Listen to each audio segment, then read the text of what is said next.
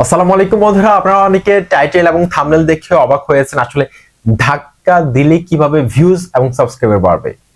বন্ধুরা দেখুন, এটাই বাস্তব, এটাই সত্য। আজকের এই ভিডিওতে ইন ডিটেল এটা নিয়ে কথা বলবো। অত্যন্ত গুরুত্বপূর্ণ। যারা ইউটিউব প্ল্যাটফর্মে কাজ করছেন, দীর্ঘদিন ধরে ইউটিউব প্ল্যাটফর্মে কাজ করছেন কিন্তু এখন পর্যন্ত আপনার চ্যানেলটা গ্রো করেনি, কোনো ভিডিও ভাইরাল হয়নি, কোনো ভিডিওর মধ্যে মিনিমাম 1000টা ভিউজও আসেনি, তাদের জন্য আজকের এই ভিডিওটি গুরুত্বপূর্ণ। বন্ধুরা, আপনারা একটা স্বপ্ন নিয়ে ইউটিউব প্ল্যাটফর্মে এসেছেন, চ্যানেলটাকে মনিটাইজ করবেন, কিন্তু আপনাদের সেই স্বপ্নের মধ্যেই রয়ে গেছে, কিন্তু সেটা কখনো বাস্তবায়ন হয়নি। বাস্তবায়ন যদি না হয় সেক্ষেত্রে আপনি ইউটিউব চ্যানেল থেকে কিভাবে ইনকাম করবেন? ধাক্কা যদি ইউটিউব না দেয় সেক্ষেত্রে কখনো আপনার চ্যানেলটা র্যাঙ্কে যাবে না, যেটা আমার ক্ষেত্রে হয়েছিল। আমার স্টোরিটা আজকে এই ভিডিওতে শেয়ার করব যে আসলে ধাক্কা দেওয়ার পর কিভাবে সাবস্ক্রাইবার এবং ভিউজ বাড়ে। আবার মাঝে মাঝে ইউটিউব কিন্তু ধাক্কা দেওয়া কমিয়ে দেয়, যেটা আপনারা অনেক লক্ষাধিক সাবস্ক্রাইবার, অনেক মিলিয়ন সাবস্ক্রাইবার চ্যানেলের মধ্যে আপনারা মাঝে মাঝে দেখবেন। আমার প্রত্যেকটা কথা কিন্তু এগুলো এক্সপিরিয়েন্স করে যা পেয়েছি সেগুলো বলতেছি। এগুলো আমার কোনো মন গড়ার কথা না, জাস্ট এটা আমি এই যে 7.5-8 বছরের ইউটিউব ক্যারিয়ারের মধ্যে যা শিখেছি সেটা আপনাদের সাথে শেয়ার করতেছি। আমার চ্যানেলে যখন 1000 সাবস্ক্রাইবার কমপ্লিট হয়, সেটা কিন্তু অনেকের চ্যানেলে কিন্তু একদিনে হয়ে যায়, কিন্তু আমার চ্যানেলের ক্ষেত্রে 1000 সাবস্ক্রাইবার প্রায় 1.5 থেকে 2 মাস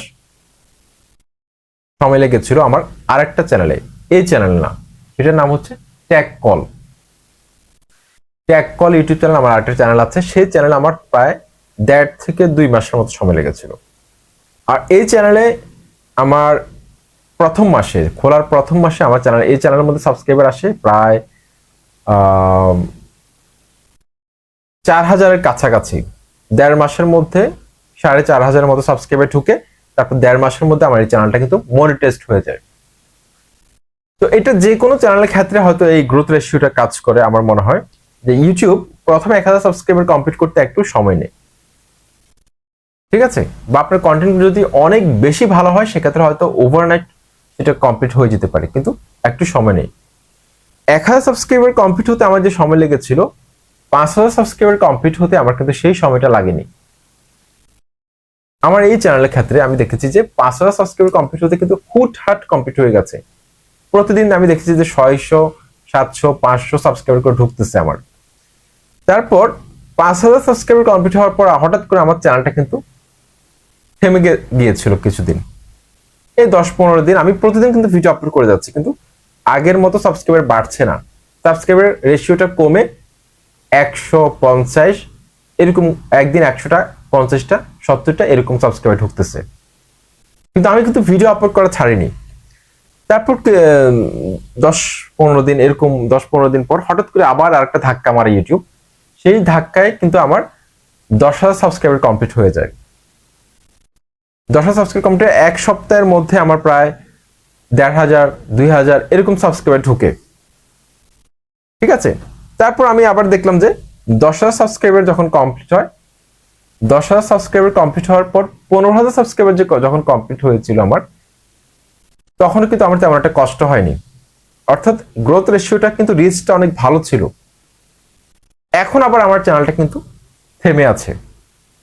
তো ইউটিউব মাঝে মাঝে টেস্টিং মোডে রাখে, মাঝে মাঝে ধাক্কা দেয়। এক ধাক্কায় আপনার দেখা যাবে যে 5,000, 10,000 সাবস্ক্রাইবার ঢুকে যাচ্ছে 1 সপ্তাহের মধ্যে বা 2 থেকে 3 দিনের মধ্যে। আপনি কল্পনা করতে পারবেন না। আপনারা অনেক বড় বড় চ্যানেলকে দেখবেন, তাদের চ্যানেলের মধ্যে 5-6 মাসের মধ্যে 1 লক্ষ সাবস্ক্রাইবার ঢুকে যায়।